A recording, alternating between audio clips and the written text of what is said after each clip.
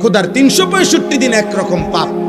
ওই নাফরমান শুধু পাপই না, বুঝা যায় আহা তার কপাল বড় মন্দ। হতে পারে আর কোনো দিন আহারে আল্লাহ আল্লাহ যদি আর না ফিরায়, এই নাফরমান আর কোনোদিন আল্লাহর পথে হয়তো ফিরবে না।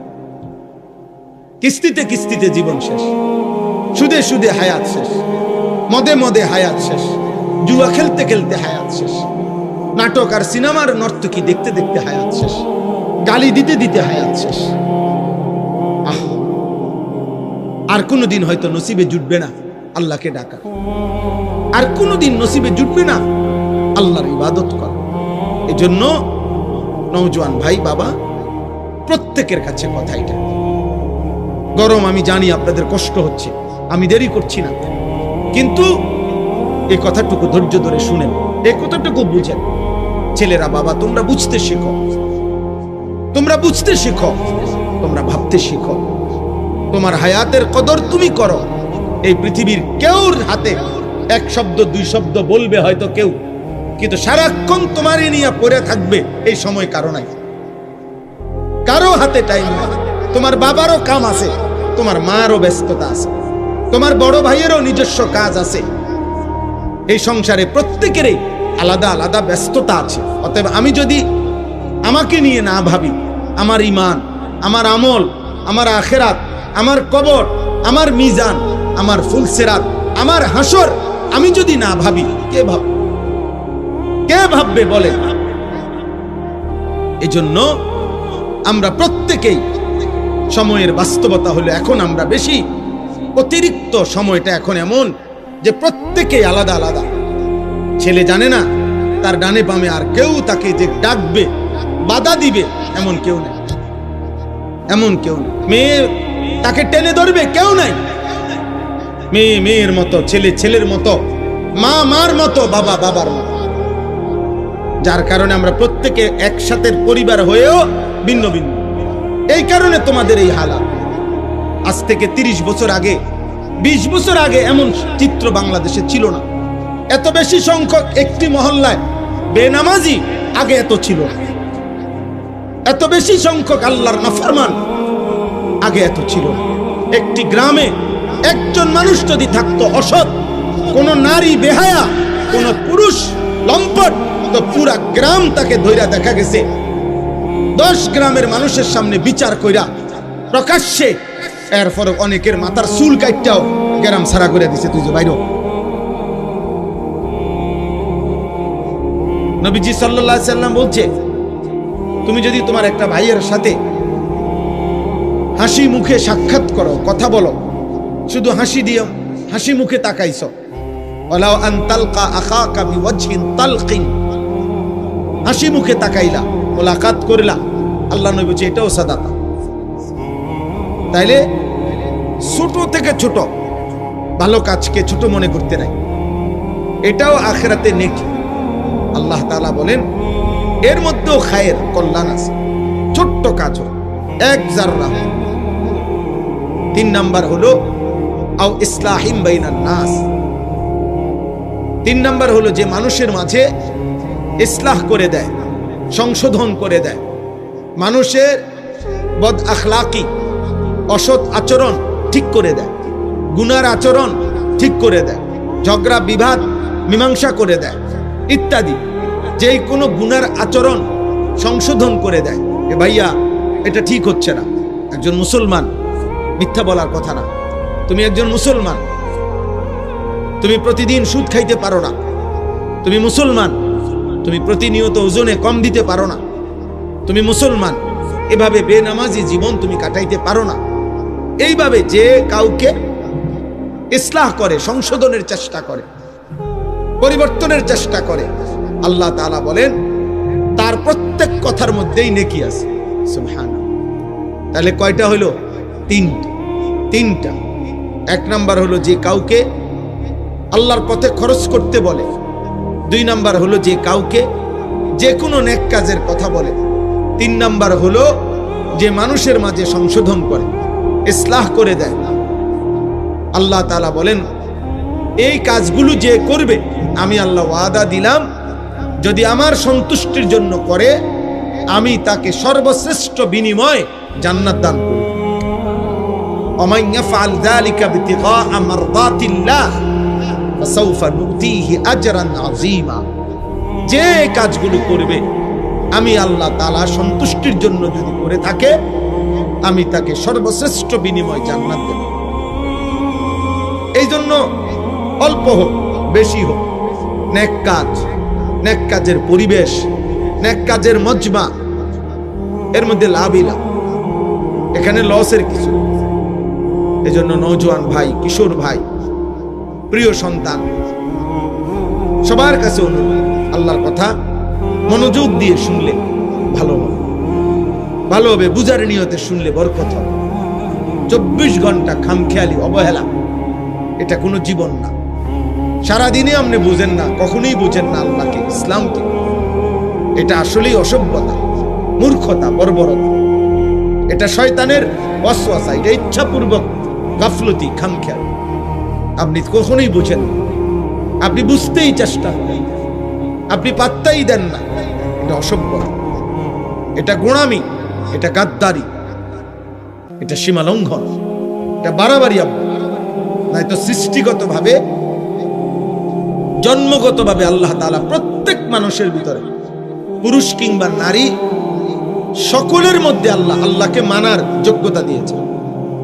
সৃষ্টিগত যোগ্যতা এটা। মানুষ অন্যান্য কর্মের অনেক কিছু শিখে, বয়সে শিখে। দুনিয়ায় অনেক কিছু মানুষ শিখে, বেটা রিক্সা চালাইতে পারে, ও অটো চালাইতে পারে, ও সিএনজি চালাইতে পারে, ও গাড়ি চালাইতে পারে, ও বিমান চালাইতে পারে, ও পড়াইতে পারে। এগুলা পরবর্তীতে শিখছে দুনিয়াতে উপার্জনের জন্য, চলার জন্য। এগুলো একজনে পারে, আরেকজনে পারে না। আমার ড্রাইভার গাড়িটা চালাইতে পারে, আমি চালাইতে পারি না। আমি এটা স্টিয়ারিং ধরতেও পারবো না, বুঝিও না, আমি এটা 1 সুতাও বুঝি না। তাইলে আমি তো গাড়িতে চলি আজকে না হয়তো 15 বছর হবে, আমি কিছুই বুঝি না, এটা 1 সুতাও বুঝি না। তাহলে দুনিয়াবি এগুলো এমন হইতে পারে, আমি পারি সে পারে না, সে পারে আমি পারি না। কিন্তু আল্লাহকে মানার যোগ্যতা, নামাজের যোগ্যতা, আল্লাহর ইবাদতের যোগ্যতা নিশ্চিত, আল্লাহর কসম, সৃষ্টিগত জন্মগত ভাবে আল্লাহ প্রত্যেকের মধ্যেই দিয়ে রাখছে। নামাজ কিছু লোক পড়তে পারে, কিছু লোক পারবে না, এমন না, সবাই পারবে। কোরআন প্রত্যেকেই পড়তে পারবে। বাংলা বই হয়তো সবাই পড়তে পারবে না, ইংরেজি বই হয়তো সবাই পড়তে পারবে না, উর্দু সবাই পারবে না, হিন্দি ভাষা সবাই পারবে না, কিন্তু কোরআন প্রত্যেকেই পড়তে পারবে। এটা আল্লাহর ওয়াদা। সে যেই ভাষাভাষী হোক, বাংলাভাষী হোক আর উর্দু ভাষী হোক, আরবি ভাষী হোক আর ফার্সি ভাষী হোক, ইংরেজি ভাষা হোক, যার ভাষা যেটাই হোক, আল্লাহর কোরআন, আল্লাহ বলেন আমি যোগ্যতা দিয়েছি। তাহলে এই জন্য যেই মুসলমান মনে রাখবেন আল্লাহর কোরআন পড়তে পারে না, জওয়ান কিংবা বুড়া, মূল কারণ একটাই, আপনি গাফেল। আপনি ইচ্ছা করে আখিরাতকে ভুলে গেছেন, আপনি ইচ্ছা করে মস্কারি করতেছেন, ফাজলামি করতেছেন, আপনি অহংকারী, আপনি মুতাকাব্বির, অহংকারী, আপনি গাদ্দারি করছেন। আপনি পারতেন। প্রত্যেকে, বুড়া মানুষও যারা আল্লাহর কোরআন সহি শুদ্ধ করতে পারে না, একমাত্র কারণ গাদ্দারি। কারণ বুড়া মিয়া আখিরাতকে পাত্তা দেয় না। নাইলে 90 বছর না, যার বয়স 900 বছর, এই 900 বছরের বুড়া মানুষের পক্ষেও আল্লাহর কোরআন সহি শুদ্ধ করা 100% সম্ভব। 90 বছর বয়সেই সম্ভব, আজকের থেকে নিয়ত করলেও সম্ভব। কিন্তু উনি মূলত কথা হইলো উনি শিখবেন না। উনার কথা হইলো আমি আমার মতো চলব। বুঝছেন? অহংকারী এটা। বয়স্ক মানুষ মনে রাখবেন, স্কুল কলেজ ইউনিভার্সিটিতে যারা বড় ভাই, তোমরাও মূলত গাফলত। তোমাদের প্রত্যেকের শরীরে, জীবনের মধ্যে আল্লাহকে শিখার, আল্লাহর কোরআন শিখার যোগ্যতা আল্লাহ দিয়ে রাখছে।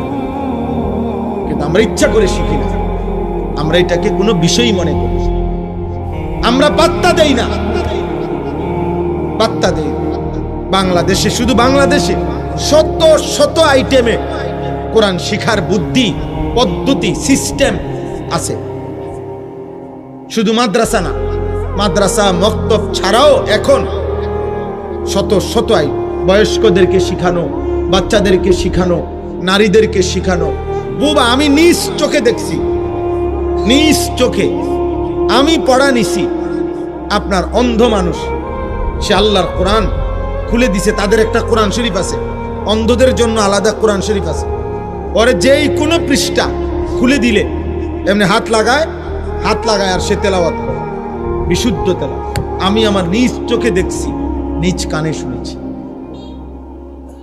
আজকে মনে 4 বছর হয় আমাদের সাথে একজন হাফেজ সাহেব, বাংলাদেশের শ্রেষ্ঠ কারীদের অন্যতম হাফেজ মুআজ্জম হুসাইন উনার নাম, বা আন্তর্জাতিক কারী বাংলাদেশের। উনি অন্ধ, একদম অন্ধ। আমাদের সাথে এতেকাফ করে আজকে 3-4 বছর ধরে আমার সাথে, আমার শায়েখ আল্লামা মুফতি মুশতাকুর নবী সাহেবের সাথে। ও কোরআন শরীফ পড়লে মনে হয় যেন আসমান থেকে নাজিল হইতেছে। আপনি মোবাইলে শুনে দেখেন, কলিজা ছিঁড়ে যাবে তার তেলাওয়াত শুনে। শতভাগ অন্ধ, সে কিভাবে আল্লাহর কোরআন শিখবে? এবং আরব দেশের বড় বড় কারি যারা, ওনাদের লাহানে তেলাওয়াত করতে পারে একদম বিশুদ্ধ।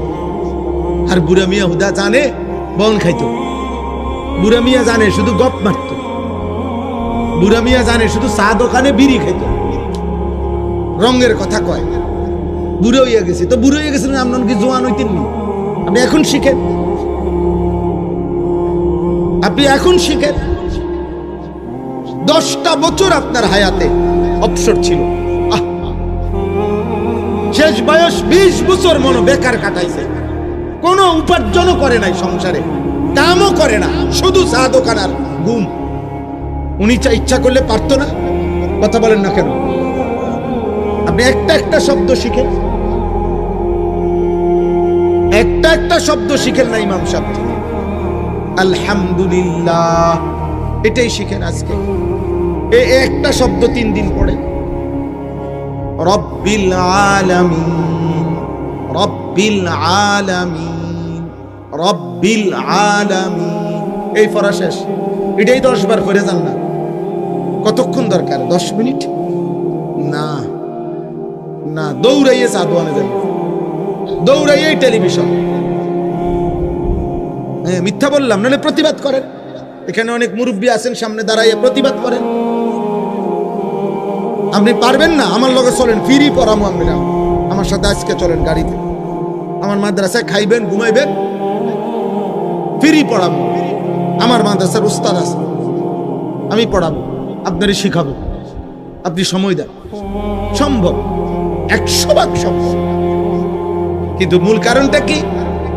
ও আখিরাত লাগবে না। এ জোড়াতালি দিয়ে যে নিজের বুঝ মতো যা করে মনে করছে এটাই আখিরাত। না রে বাবা, আখিরাত অনেক লম্বা, হাসরের ময়দান অনেক লম্বা। হাসরের ময়দান 50,000 বছর। কোরআনের আয়াত 50,000 সানা। আল্লাহ তাআলা কোরআনে বলছে হাসরের ময়দান লম্বা হবে 50,000 বছর। তাহলে হাসরের ময়দানের এই হিসাব চলবে 50,000 বছর। আপনি কি মনে করছেন 60 বছরের এক সেকেন্ড, 40 বছরের এক সেকেন্ডের হিসাব, লম্হা মুহূর্ত, পলক, চোখের একটা পলকের হিসাব আল্লাহর কাছে দিতে যত সময় লাগবে। লা তাজুলু কাদামা ইবনে আদম। আল্লাহর নবী সাল্লাল্লাহু আলাইহি সাল্লাম বলেছেন, মিন ইনদা রাব্বিহি হাত্তা ইউসআলা আন খামস। কিয়ামতের দিন কোন মানুষের পা, কদম 1 সুতা আগে বাড়বে না, 1 কদম সামনে যেতে পারবে না। যাকে যেখানে ফেরেশতারা দাঁড় করাবে ওইখান থেকে 1 কদম সামনে যেতে পারবে না, যতক্ষণ না আল্লাহর নিকট 5টি প্রশ্নের উত্তর না দিবে। আন উমরিহি ফিমা আফনাহু, এক নাম্বার প্রশ্ন করবে আল্লাহ, বান্দা আমি যেটুকু হায়াত দিছি পুরা হায়াত কোথায় শেষ করেছ? একটা একটা মিনিট করে করে বলো, একটা একটা সেকেন্ড করে করে বলো বান্দা আমার হায়াত কোথায় শেষ করেছ। তাহলে এক নাম্বার এটা জবাব দিতে হবে। তাহলে আপনি শেষের এই 10 বছর, আপনারা চাচারা বলেন তো, আপনারা যারা প্রতিদিন এক নিয়মে চা দোকানে বসে বসে গল্প করেন, কি শোনেন, কি বলেন, এত ফান কেন খান, এত বিড়ি কেন খান, বলেন, আপনি বলেন। একজন মানুষ, বয়স্ক মানুষের, পৃথিবীর কোন মানুষ বলেন আপনারা কত খিলি পান খাইতে বলছে আপনারে? কে বলছে কত খিলি? আমি হারাম বলতেছি না, নাজায়েজ বলতেছি না। প্রশ্ন হইল এটা কি ফায়দায় খাচ্ছেন?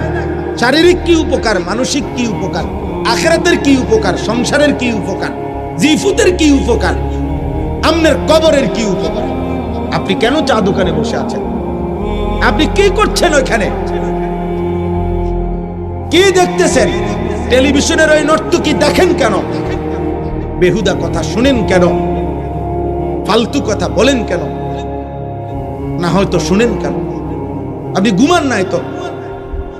আপনি তাসবিহ পড়েন, একবার সুবহানাল্লাহ পড়লে আল্লাহর নবী বলছে উহুদ পাহাড়ের চাইতে ভারী নেকি হয়। কয়বার পড়লে? সুবহানাল্লাহ একবার। নবীজি বলছে আযমু মিন উহুদ, উহুদের চাইতে ভারী নেকি। একবার সুবহানাল্লাহ বললে নবীজি বলছে নাখলাতুন ফিল জান্নাহ। সুবহানাল্লাহ, নবীজি বলেন একবার সুবহানাল্লাহ পড়লে ইমানদারের জন্য জান্নাতে একটা খেজুর গাছ রোপণ করা হয়। একবার পড়লে কত সুযোগ ছিল। আল্লাহর কোরআনের একটা একটা অক্ষর পড়লে একটা অক্ষরে 10টা করে নেকি হয়। নবীজি হিসাব করে বুঝাই দিয়েছেন, ভাঙ্গা বলে দিয়েছেন যে আলিফ লাম মিম, এখানে একটা অক্ষর না বরং 3টা অক্ষর। আলিফ লাম মিম 3 অক্ষরে 30টা নেকি, 30টা নেকি। তাহলে আপনি হিসাব করেন কুল হুয়াল্লাহু আহাদ এই সূরার মধ্যে কয়টা অক্ষর, কয়টা নেকি? আলহামদুলিল্লাহ সূরার মধ্যে কয়টা অক্ষর, কয়টা নেকি? কত বড় সুযোগ ছিল। ছেলেরা উপার্জন করে, উনার আর এখন আগের মতো রোজগার করতে হয় না, এখন আর কামাই রোজগারির ঝামেলা নাই। এই সময়টা তো পুরোপুরি জিকিরে, তাসবিতে, তেলাওয়াতে, মসজিদে, আল্লাহর ঘরে, আল্লাহর প্রিয় বান্দাদের কাছে, আলেম ওলামার কাছে জীবনটা শেষ করা, কাটানো উচিত না? না দুধ দিয়ে জায়গা সাধন, গুইরাই সাধকান, গুইরাই বেহুদা কথাবার্তা, অনর্থক অনর্থক। এই পান খায়, সুপারি খায়, বন খায়, বিড়ি খায়, বুট খায়, মুড়ি খায়, বেহুদা।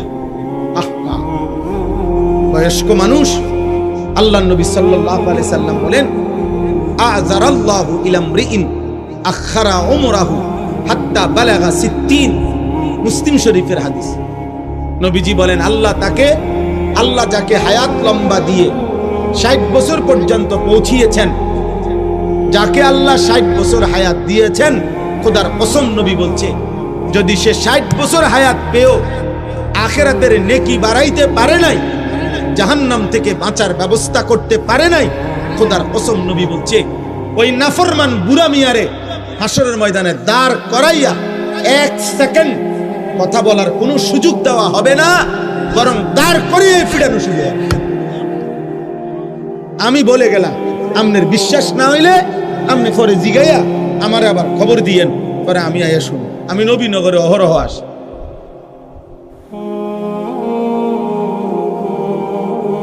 ষাট বছর হায়াত পেয়েও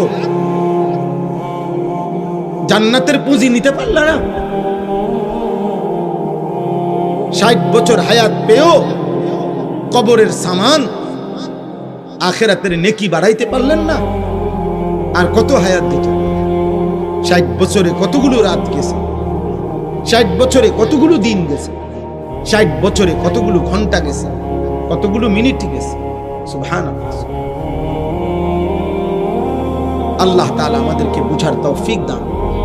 প্রিয় ছেলেরা, বাবা, এবার তোমরা শোনো, তোমরাও শোনো ভাই। তোমাদের জন্য মূল কথা এটা কিতাবের মধ্যে লিখছে যে ইয়া মা'শারাশ শাবাব, হাসান বসরি রাহমাতুল্লাহ আলাইহি বলেন, হে যুবক, প্রতিদিন তুমি লক্ষ্য রেখো, তুমি তাকাইয়া দেখো গাছ থেকে ফলের গাছে যে ফুলগুলো ফুটে, প্রথম যে ফুলগুলো বের হয় সবগুলো ফুল ফসল ফলে পরিণত হয় না। যতগুলো আমের ফুল বের হয় অতগুলো আম হয় না। 2 নম্বরে এরপরে যেগুলো আম হয় ততগুলো বড় হয় না। 3 নম্বরে যতগুলো বড় হয় ততগুলো পাকে না, বরং ঝরে যায় বেশি, থেকে যায় অল্প।